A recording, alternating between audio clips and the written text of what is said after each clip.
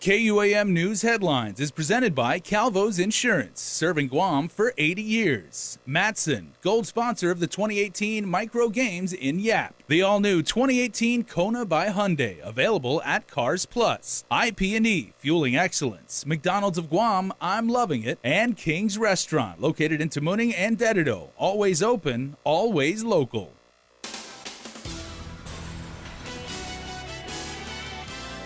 Ahead on prime time, the island's only public hospital is denied accreditation by the Joint Commission. Plus, the Lieutenant Governor takes a personal trip to the PI as his gun incident investigation moves forward. And local watch programs are working. More on community efforts following the arrest of a handful of minors accused of vandalizing a central neighborhood. Hafa and good evening. In a stunning development, the Guam Memorial Hospital's accreditation, which it's held since 2010, has been revoked. The Joint Commission sent a notice of denial of accreditation effective July 16th for both the hospital and the GMH Skilled Nursing Facility. Nestor Lacanto reports. In a letter to GMH Administrator Peter John Camacho, the Joint Commission writes that substantial evidence exists to support the denial. GMH was first put on notice last August, and after a follow-up inspection in January, the Commission issued a preliminary denial and now a permanent revocation. GMH has not released copies of the report, but Board Vice Chair Lillian Posada says they cited a wide range of deficiencies. There were many. Some were facilities and structural, some were processes, such as performance improvement, activities and engagement with all the staff. Posada says the citations were a mix of management and financial issues with a lot of overlap. Meanwhile, Governor Calvo says it's not a management problem, it's a funding problem that plagues GMH, and he blames senators for repealing the sales tax. We finally saw that light at the end of the tunnel with 0.75% of the sales tax going to the hospital. But, that light has just been extinguished. So I'm going to have to sit down, work with my fiscal team, work with the senators to see what we can do. Board Vice Chair Posadas, a former longtime nurse, says the hospital existed for years without accreditation and can do so now. But a lack of accreditation has an indirect effect on financing, such as grants, and a direct effect on recruitment of quality medical personnel. Physicians want to come to practice in a facility, a hospital that is joint accredited. It gives us that leverage for the recruitment of doctors, recruitment of nurses. On top of the loss of accreditation, the hospital also faces the possible exclusion from the federal Medicare and Medicaid program and millions of dollars in reimbursements. But Calvo has no plans to declare an emergency that would free up $250,000 a month in extra funding. It's too little, too late. We're $30 million shortfall. I go back to simple math. And while the senators are there counting their fingers, both legs have been chopped off. The governor says instead he wants senators to focus on a long-term permanent fix, a dedicated funding source, which he's been pushing for years now. We've had numerous governors for 40-some years. And I can go back to the first governor, Calvo, in the first headline, where vendors were going to cut payments to the hospital. It's always been a funding shortfall. For Guam's News Network, I'm Nestor Lacanto. And it's off to the Philippines for Lieutenant Governor Ray Tenorio as KUAM. The LT left Guam. KUAM has confirmed the LT left Guam Monday night after a tough week, which saw him apologizing for his Tumon gun grab. Today we find out it's more fun in the Philippines for Tenorio. Here's more with Chris Barnett. Lieutenant Governor Ray Tenorio is blowing off some steam in the Philippines after being in the hot seat here on Guam for his controversial gun grab incident. Tenorio left Guam Monday night for Manila on a personal trip, according to Adelup, and while he was almost over-apologetic about pulling GPD SWAT Sergeant Carl Cruz's loaded gun from its holster, it now appears the LT is over it. Tenorio today having a blast in Manila, appearing on the popular PI daytime variety show, Showtime. While the AG's office continues its investigation into Tenorio's grabbing of a loaded duty weapon from a GPD-approved holster after he had 2 or 3 beers, Guam's Lieutenant Governor could clearly be spotted on TV and streaming live today. And it wasn't because he was top story on the news. KUAM Learning, Tenorio is in the PI with Adelup staffer Alfredo Antolin, a special assistant to the governor who's also running for senator. Sources saying Tenorio is there to secure an endorsement from Iglesia Ni Cristo leadership.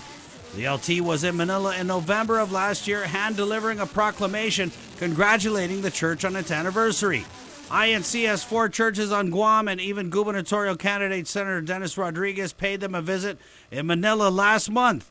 While Tenorio was giving the people of Guam sad eyes last week, he was all smiles today in the Philippines as more questions come up about how the investigation may affect Tenorio's run for governor.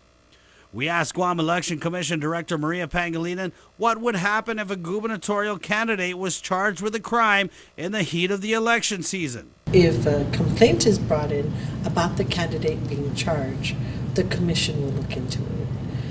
As far as being charged, it's not covered under the election code. Short answer, if Ray Tenorio is charged with a crime, whether it's assault on a police officer, public intoxication, official misconduct, firearms charges, or reckless behavior, he would stay on the ballot. But what if Tenorio was charged, then pled guilty, or was convicted? If a candidate is convicted of a misdemeanor, the GEC board would have a decision to make. Then the commission will need to decide on a case-by-case basis if it's a crime of moral turpitude. Moral turpitude, a phrase used in criminal law to describe conduct that is considered contrary to community standards of justice, honesty, or good morals. Guam law says candidates for elected public office shall not be convicted of a felony or a misdemeanor involving criminal sexual conduct or crimes of moral turpitude. If Tenorio was somehow convicted of a felony before the general election, the Republicans would find themselves short a candidate for governor. A felony disqualifies a person from running. Okay. For now, the LT can only be charged with having a good time. For Guam's News Network, I'm Chris Barnett. KUAM confirms an employee with the Lieutenant Governor's office is under arrest. Authorities taking 27-year-old Melissa Morales Tayama into custody Wednesday afternoon. She is charged with child abuse, assault, and family violence. Details of the alleged incident that led to the charges against Tayama have not yet been released. The Gov Guam staffing pattern listed her as a staff assistant with the LT's office. We reached out to the administration for comment but have yet to receive a response as of news time. The court is currently taking under advisement this attorney's fate. Defense attorney John Ramos could be held for contempt of court. He was all apologies on Wednesday morning, explaining it wasn't a willful or intentional move when he made public confidential grand jury transcripts. This document was used in a news article. The case involves over a dozen individuals, both DOC staff and detainees, charged in a scheme to smuggle prison contraband. The court had to place a gag order on all parties and media to ensure the documents remained secret. Ramos advised that it was a learning experience for him and his firm. Troublemakers and crime doers, be warned. Neighborhood watch programs are popping up all around the island. Residents armed with only their cell phones are taking safety into their own hands. Community policing works. Just look at Sinahanya. Mayor Robert Hoffman explains residents here have got each other's backs. Documenting what you see, taking photos, there may be something as innocent, but it's always just good to have the documentation just in case something else happens down the road. We never know, so it's just us keeping an eye out for each other. On Monday night, one member of the Sinahanya Neighborhood Watch Group saw something suspicious, specifically kids up to no good, trying to open car doors along Bien Veneta Avenue. That watchful neighbor alerted others via their WhatsApp group, 220 plus members strong. In 2 or 3 minutes, we pretty much had coverage, and we were able to locate them. More members chimed in, saying they saw the same group of kids running towards the church. 5 male minors were caught. The kids are ages 12 to 17 years old, each taken into custody for criminal mischief, graffiti, criminal facilitation, and conspiracy. Unfortunately, the mayor reports most of them are from the village. They were vandalizing. They vandalized several homes, vehicles, and the bus stop, and the church, and our community center. And to them, they said they were just bored. As the police were coming, they admitted to doing the crime. And some of the people within our neighborhood watch group that do have videos at their house were also able to produce photos and video of them doing the act. So it kind of helps us out also in prosecution. Hoffman says the group is currently exploring grants to possibly compensate families and businesses who've invested in surveillance cameras. They've added so much value to their neighborhood watch group. We also ask families that have cameras to dedicate one camera to street view. And also that helps us out also as things happen with the neighborhood, they also keep an eye on their neighborhood and what's going on there. So we had a great response from them. While Sinahanya's model works for them, Hoffman recognizes other villages have different landscapes. For other villages, we encourage them to get to their neighbors, get to their streets, and kind of do it that way. And they can just do it internally. They don't really need an overall main organization, but as long as they kind of commit to watching what's in front, behind, on each side of them, it helps. And we're just blessed to have great neighbors. It does work, and we're very grateful to the GPD for giving us the guidance of this, and it's really it's really grown. Call your mayor for details on how to get involved in your village's Neighborhood Watch program. Stick around for more news here on Primetime. You're watching KUAM. There are more ways to experience KUAM news than any other source on Guam. Download the KUAM News app for your Apple or Android device for 24/7 news, sports, videos, weather, streaming with KUAM radio, and important news alerts. And stay connected at home with Guam's first app for Apple TV. All available now from the App Store. A simple handshake. That's all Jake Calvo needed when he started his company. Today, 80 years later, we like to say thank you to all of you who have taken our hand in trust. Thank you to the dreamers. Thank you to the realists. Thank you to the family-oriented. Thank you to the entrepreneurial. Thank you to those climbing the corporate ladder. And to the ones starting a new life together. Thank you to the traditionalists and the edgy. To the young at heart and the old souls. Thank you to the daring, to the protective, to the practical. Thank you to the hopeful. To all of you from all of us, our deepest, happiest, and infinite thanks. 80 years here for you. 80 years thanks to you. Calvo's Insurance, a legacy of trust. As a nurse, I cared for thousands of patients at their time of greatest need. I know how important it is to have our only public hospital accredited. With your help, Josh and I will change our island's approach to healthcare. We will reduce insurance costs, make sure there are enough beds at GMH, better utilize public health centers, and invest in the latest technology. We will get the job done. I'm in to help get us there, and I humbly ask for your vote. I'm Lilian Guerrero, and I approve this message. Character selfie specials at Chuck E. Cheese's Guam. Snap a selfie with any of our new friends, share it on social media, and tag us at CEC Guam. Show your post at the counter and get the special for only $5. Specials valid Mondays through Fridays in July at Chuck E. Cheese's Guam.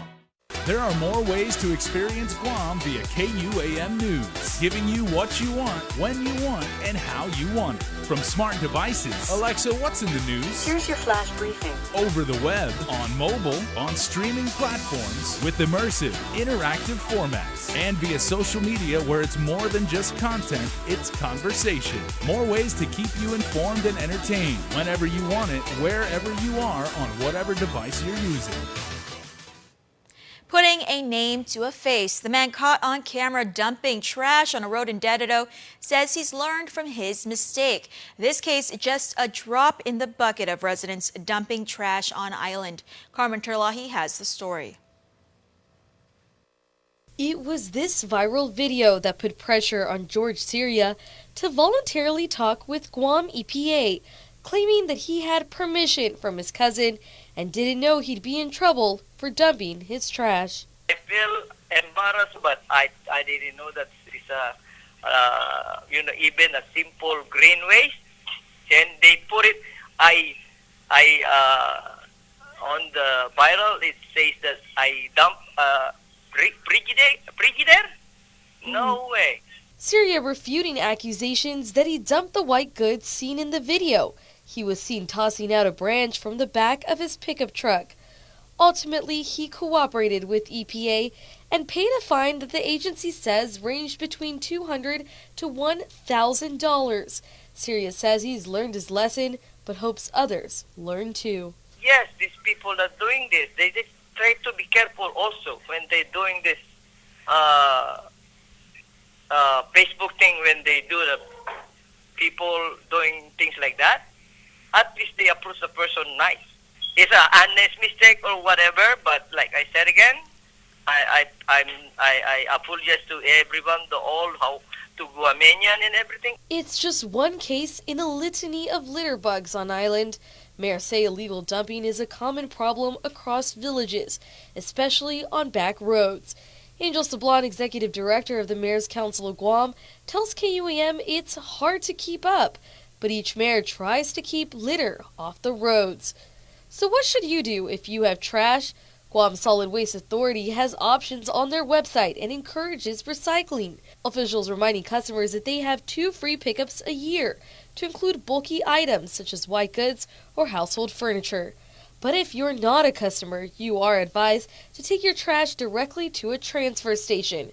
For larger items like tires or junk vehicles, you can call Guam EPA at 475-1658. Some tips that you can do to help keep our island waste-free. Reporting for Guam News Network, I'm Carmen Victoria Tirlahi.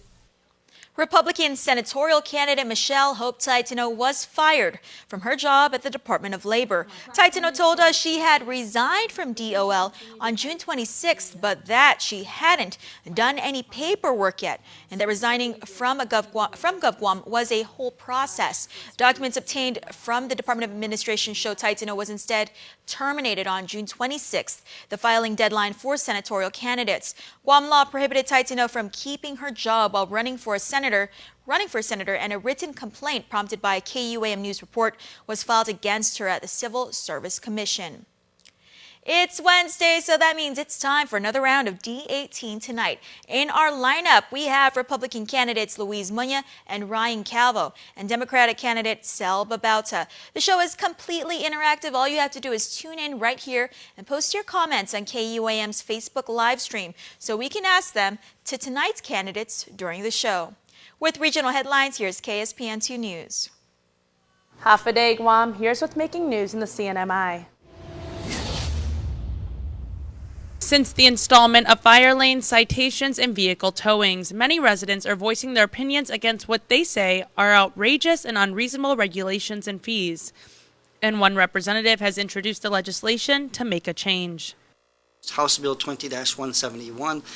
This bill will establish a maximum allowable towing and storage fee for vehicles on public and private property and for other purposes. Essentially, this is the measure to put a cap on towing fees, introduced by Representative Ed Probst. What we've been seeing here, and we're no different from other places, that some towing companies will just set whatever fees they want, and some are, some will charge just $75 for the tow, some will charge $300 for the tow, and $220 for the tow.